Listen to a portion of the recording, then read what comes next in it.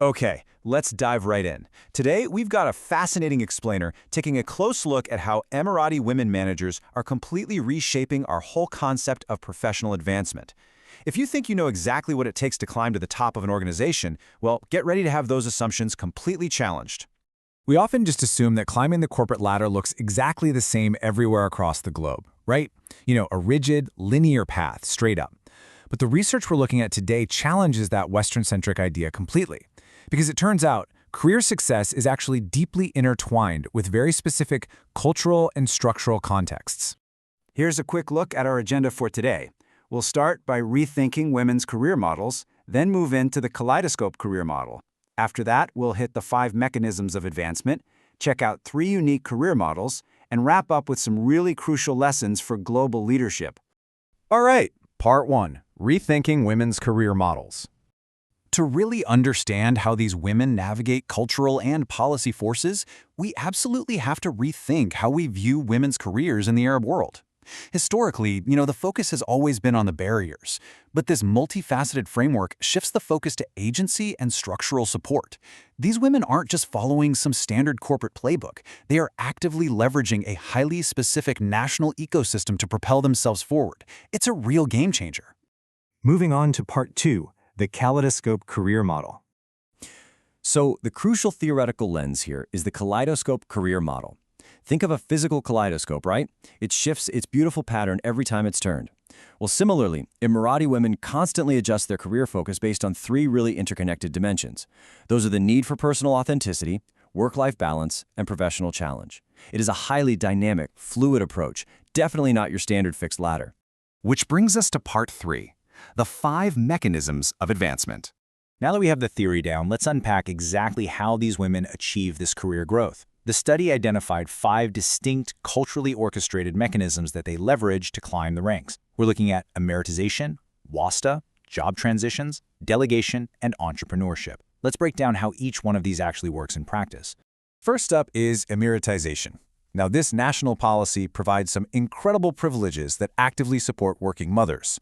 We're talking extended maternity leave, flexible hours, and even state-supported domestic help like maids and drivers.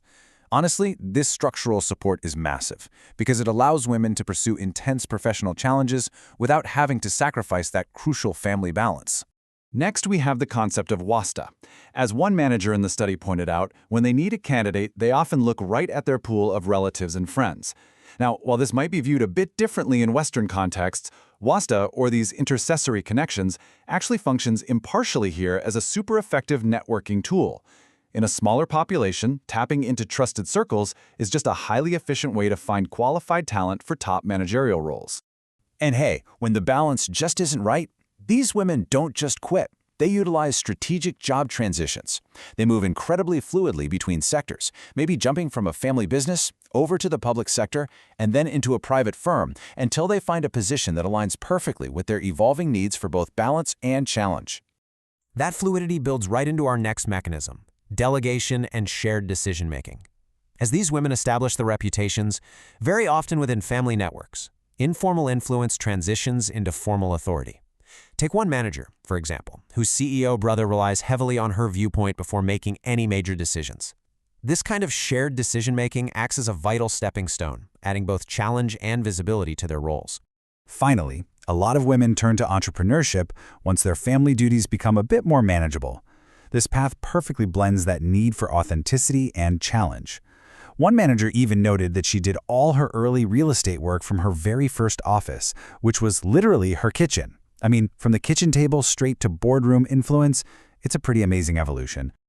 All right, let's move to Part 4, 3 unique career models. So, what happens when you combine the kaleidoscope theory with those 5 mechanisms? Well, you end up with 3 distinct outcomes. In the first model, called My Life Is Not Elsewhere, work absolutely defines a woman's identity. Rather than taking a step back for family, these managers aggressively utilize state policies and family support to push forward. For them, life and career are completely, 100% unified. Then we have this second model, which is all about seizing opportunities. These are women who are highly proactive.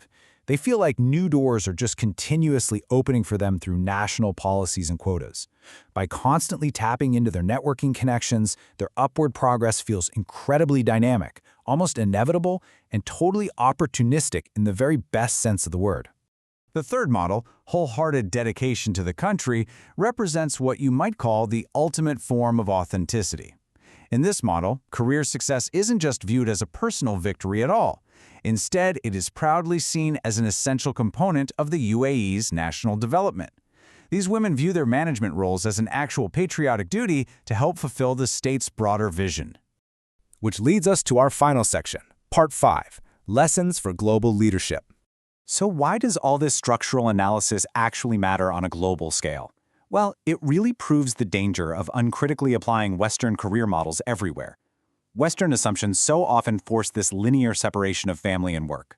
But the reality in the UAE shows us that women can succeed phenomenally by embracing their unique, non-traditional cultural frameworks, leveraging national privilege, and utilizing those tight-knit community networks.